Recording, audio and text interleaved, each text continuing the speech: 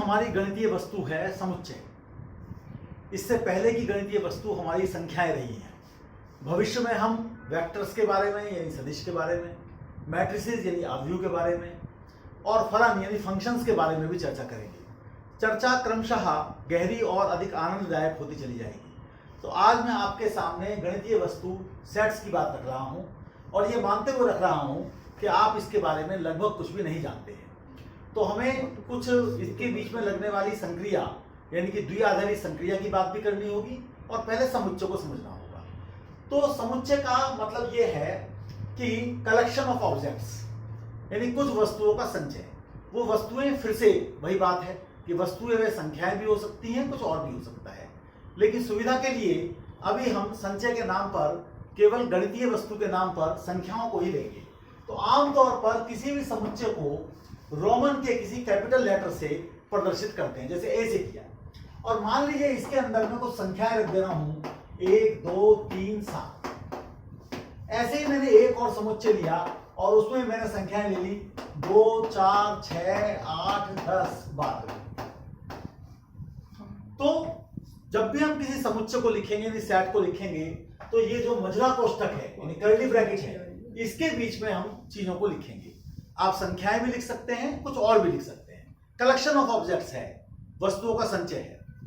अब हमको ये समझना है कि जिस प्रकार से संख्याओं के बीच में हम जोड़ घटा गुणा भाग लगाते हैं तो इनके बीच में क्या लगने वाला है। तो इनके बीच में एक सिंबल है ए यूनियन बी, ए और बी का संघ। तो ए और बी के संघ से क्या तात्पर्य है? तो ए और बी के संघ से तात्पर्य है कि आप ए के और बी के सारे अवयवों को, सारे एलिमेंट्स को, सारे मेंबर्स को मिला दीजिए। इस बात का कोई महत्व नहीं है कि कौन आगे लिखा गया कौन पीछे लिखा गया, लेकिन इसके भी सारे के सारे अवयव आ जाएं, इसके भी सारे सारे अवयव आ जाएं। तो एक तो लिखूंगा ही, इसमें आ रहा है, दो दोनों जगह है कोई बात नहीं, 3 यहां पर है ठीक है, 4 यहां पर है ठीक है, 5 कहीं नहीं है कोई बात नहीं, फिर इसके बाद 6 है, 7 यहां पर है, 8 है, 9 कहीं नहीं है, 10 है, 11 कहीं नहीं है, 12 है। ये मेरे पास आ गया।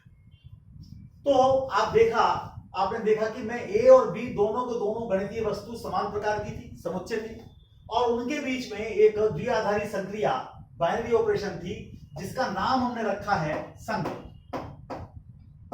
या अंग्रेजी में आप उसे कहना चाहें तो यूनियन, ये आप कह सकते हैं। तो इसके माध्यम से भी आपको एक नया समुच्चय प्राप्त हुआ है, यानी उसी प्रकार की एक और गणितीय वस्तु प्राप्त हुई है। अब एक और गणितीय हम संक्रिया लेते हैं, उसे हम ए इंटरसेक्शन बी या ए सर्वनिष्ठ बी ऐसा करके कहते हैं। तो इसको हम कहते हैं सर्वनिष्ठ या इंटरसेक्शन। इसमें क्या करते हैं, इसमें हम ए और बी में जो उभयनिष्ठ हैं, कॉमन हैं, उनको लेंगे केवल। तो आप देखिए 1 दोनों में नहीं आ रहा, 2 दोनों में आ रहा, 2 लिख दीजिए, 3 दोनों में नहीं आ रहा, 4 दोनों में नहीं आ रहा, मेरे ख्याल से और कोई ऐसा नहीं है जो दोनों में आ रहा हो, तो फिर केवल ये हमारे पास इतना ही बच गया। लेकिन कहने का अर्थ ये जरूर है कि हमारे पास एक और समुच्चय सामने आ गया, जबकि ए और बी समुच्चय थे तो ये भी एक नया समुच्चय है। तो यहां पर यूनियन और इंटरसेक्शन ये दोनों बाइनरी ऑपरेशन है, यानी गणितीय वस्तु है। तो इस प्रकार से हमने इसको दिखाया। अब हम इनकी कुछ विशेषताओं को देखें। जैसे पहले हम थोड़ा देखना चाहेंगे क्रम विनिमय नियम। क्रम विनिमय नियम, इसको कहेंगे कम्यूटेटिव लॉ।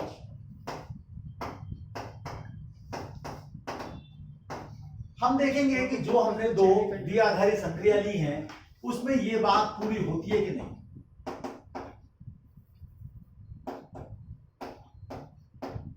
आप लोग खुद सोच सकते हैं कि ये बात पूरी हो रही है कि नहीं। ए के भी सारे अवयव लेने हैं, बी के भी सारे अवयव लेने हैं, किसी भी अवयव को, एलिमेंट को दोबारा नहीं लिखना है। वही काम यहां पर भी कर रहे हैं, इसलिए क्रम विनिमय नियम यहां पूरा हो रहा है।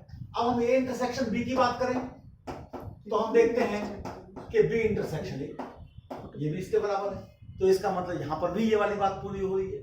तो क्रम विनिमय नियम हमारा पूरा हो गया। अब हम जरा सहचर्य नियम को देखें तो साहचर्य नियम को देखते हैं कि वो पूरा हो रहा है कि नहीं हो रहा। उसे हम अंग्रेजी में एसोसिएटिव लॉ कहते हैं।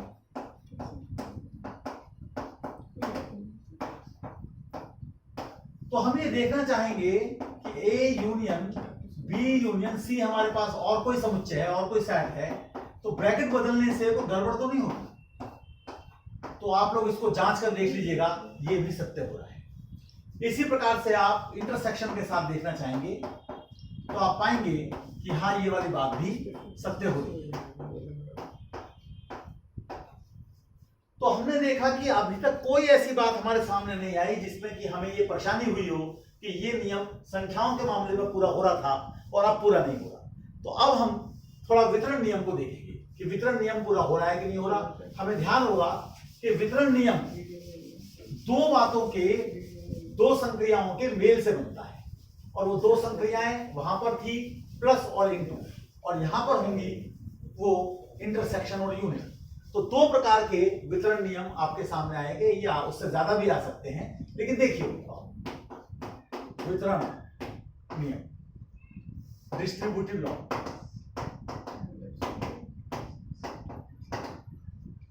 तो पहले मैं देखना चाहूंगा कि मैं यूनियन को बाहर रखता हूं, इंटरसेक्शन को अंदर रखता हूं, और अगली बार मैं इंटरसेक्शन को बाहर रखूंगा और यूनियन को अंदर रखूंगा। तो मैं देखना चाहूंगा कि A union B intersection A union C ये है कि नहीं। इसी प्रकार से तो इसको आप जांच कर देखिए ये होता है कि नहीं होता। इसी प्रकार से यहां पर क्या देखना चाहूंगा, A intersection B union A intersection C. तो मैं देखना चाहूंगा कि ये बात पूरी हो रही है कि नहीं। तो इनको भी आप जांच कर देखिए कि ये पूरे होते हैं कि नहीं होते। तो वितरण नियम है कि नहीं है ये आप लोग जांच कर सकते हैं और करनी चाहिए। कुछ उदाहरण ले सकते हैं आप, समुच्चय ए ले लीजिए, समुच्चय बी ले लीजिए, समुच्चय सी को कुछ ले लीजिए, और फिर देखिए कि ये बातें पूरी हो रही हैं कि नहीं हो रही। अब हमने जिस प्रकार से दो आइडेंटिटीज को देखा था उस प्रकार की बात हम देखेंगे। आइडेंटिटी यानी तत्समक।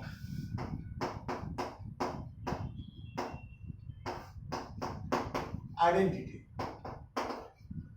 तो वहां पर हम क्या कहते थे संख्याओं में, क्या कोई ऐसी संख्या है जिसको कि हम किसी भी संख्या से गुणा करें तो कोई फर्क ना पड़े। और दूसरी बात हम क्या कहते थे, क्या कोई ऐसी संख्या है कि उसे किसी भी संख्या में जोड़ें तो कोई फर्क ना पड़े। यहां पर भी हम यही देखना चाहेंगे। ए यूनियन कुछ लिख सकता हूं क्या कि ए ही आए, ए इंटरसेक्शन कुछ लिख सकता हूं क्या कि वही आए। ये दो बातें मुझे देखनी है। तो ये हमारा संघ वाला तत्समक कहलाएगा, यानी कि यूनियन वाली आइडेंटिटी कहलाएगी, और ये हमारी इंटरसेक्शन वाली आइडेंटिटी कहलाएगी, यानी सर्वनिष्ठ वाली आइडेंटिटी कहलाएगी। तो अब इस बात को समझने के लिए पहले आपको एक बात समझनी पड़ेगी। एक समुच्चय होता है खास प्रकार का जिसे हम रिक्त समुच्चय कहते हैं, यानी कि एम्प्टी सेट। और ये कैसा होता है, बस इसे केवल ऐसे लिख देते हैं। इसका सिंबल फाई होता है, ग्रीक लेटर, इसमें कुछ नहीं होता है। तो आप ये समझ सकते हैं कि अगर आप यहां पर फाई लिख दें तो कोई फर्क नहीं पड़ता, ए में कुछ मिलाया ही नहीं, तो ए का ए रहेगा। तो ये हमारी इंटरसेक्शन यूनियन के साथ की आइडेंटिटी हो गई। अब हम इंटरसेक्शन के साथ की आइडेंटिटी को देखेंगे। तो इसके लिए फिर हमको एक बात परिभाषित करनी पड़ेगी, जैसे रिक्त समुच्चय हमने परिभाषित किया। उसके लिए जो हम परिभाषित करेंगे वो है यूनिवर्सल सेट, यानी ऐसा सेट जिसको आमतौर पर हम यू से प्रदर्शित करते हैं। हमारे जितने भी सेट्स हैं, ए है, बी है, सी है, डी है, या और भी कुछ है, वो जिसका जो एक ऐसा बड़ा समुच्चय हमारे पास है कि हमारे सारे समुच्चय उसके अंदर हैं। तो जैसे अभी हमने ए और बी को लिया था तो हम देख रहे थे कि ए भी प्राकृतिक संख्याओं यानी नेचुरल नंबर का समुच्चय था और बी भी नेचुरल नंबर का समुच्चय था। तो अगर ऐसा ही सी भी हमारा नेचुरल नंबर का सदस्य है तो हम यहां पर एन लिख सकते हैं, तो हमारे पास ये आ जाएगा। लेकिन ये यूनिक नहीं होगा, अद्वितीय नहीं होगा, क्योंकि इसकी जगह पर अगर आप इससे बड़ा कोई सेट रख देंगे तो भी काम चल जाएगा। जैसे आप यहां पर आर रख दें, सेट ऑफ रियल नंबर्स, तो भी कोई फर्क नहीं पड़ेगा।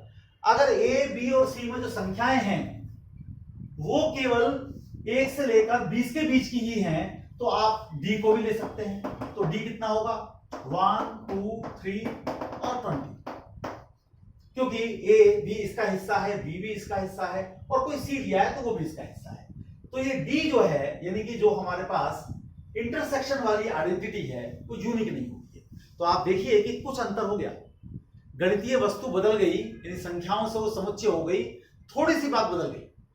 और वहां पर हमारे पास 4 ऑपरेशन थे, प्लस माइनस इनटू और डिवाइड। यहां पर मुख्य रूप से 2 ही ऑपरेशन है, एक आधा ऑपरेशन और बन सकता है लेकिन 4 नहीं बनते हैं।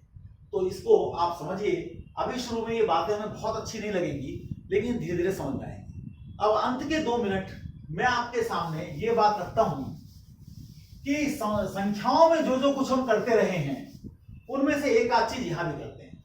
हम संख्याओं में ऐसी समीकरण को हल करने की कोशिश करते रहे हैं और करने में सफल भी होते रहे हैं। अब हमारी सोच ये है कि अगर मैं एक समुच्चय लूं और उसका नाम मैंने रखा 1 2 3 और यूनियन में मैं कोई अननोन यानी कि अज्ञात समुच्चय रखूं, तो क्या मैं यहां पर 1 2 3 4 बना सकता हूं? क्या ये समीकरण हल हो सकती है? यानी कि जब भी आप गणितीय वस्तुओं की बात करेंगे और द्विआधारी संक्रिया की बात करेंगे, तो आप वो सब कुछ करने की कोशिश करेंगे जो संख्याओं के साथ आप करते रहे हैं। तो आप देखिए कि भाई मैं क्या मिलाऊं 1 2 3 में कि x बन जाए, 1 2 3 4 बन जाए। तो x को मैं चाहूं तो 4 भी ले सकता हूं, मैं चाहूं तो x को 2 4 भी ले सकता हूं, मैं चाहूं तो x को 1 3 4 भी ले सकता हूं। यानी कि x का मान निकल रहा है, लेकिन यहां पर जिस प्रकार से यूनिक आता था, यहां पर x हमारे पास कितना आ गया 5, और यहां पर x हमारे पास कितना आ गया 4, उस प्रकार की बात यहां पर नहीं होगी।